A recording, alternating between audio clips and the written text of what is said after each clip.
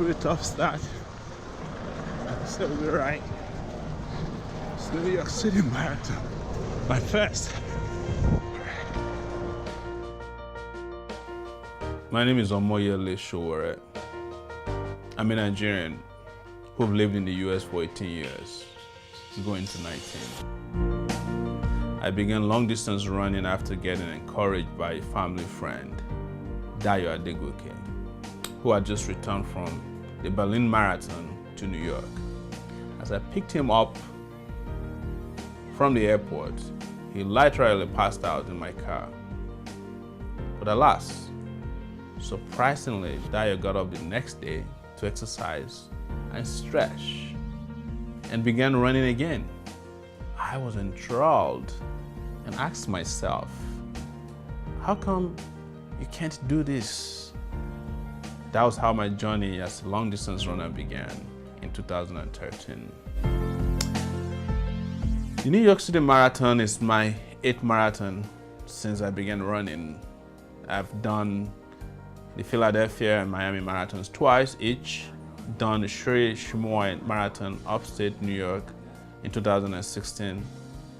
And in February 2017, I ran the Lagos City Marathon shortly after I was arrested by the police who tried to frame me up for my work at Sahara Reporters. It is tough to prepare for a marathon, I should tell you, considering that no matter how well you prepare, you can't predict a number of variables.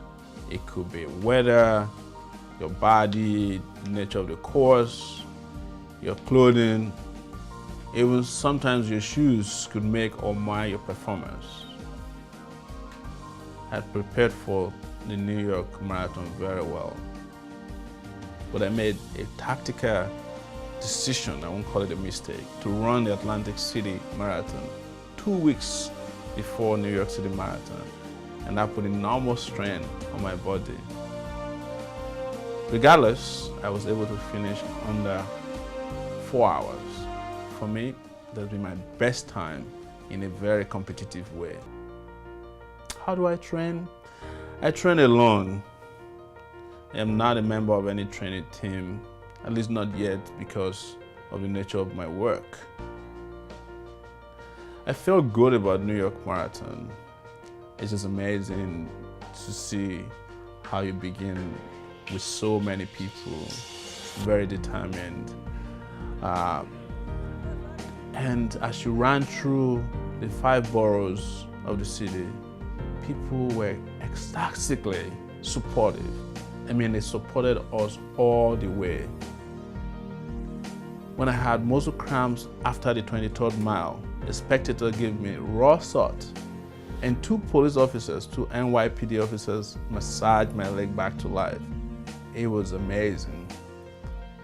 I intend to keep running until my legs give up. Part of the reason I encourage people to do this was that even as activists, we need to keep fit.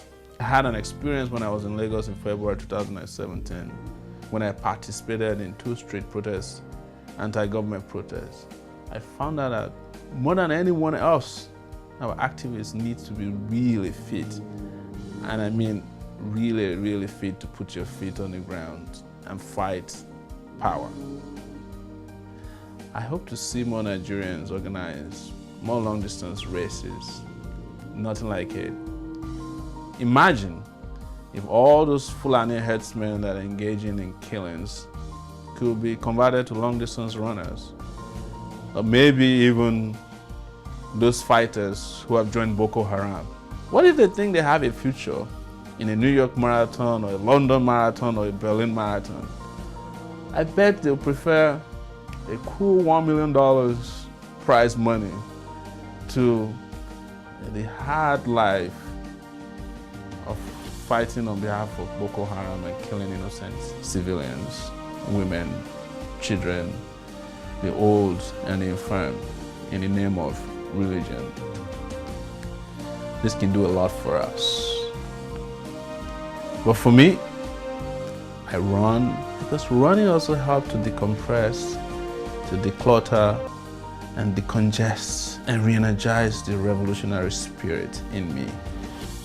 And I tell you something, if you can push your body so hard, your spirits will come along with utmost agility, and your soul will definitely become even more resilient.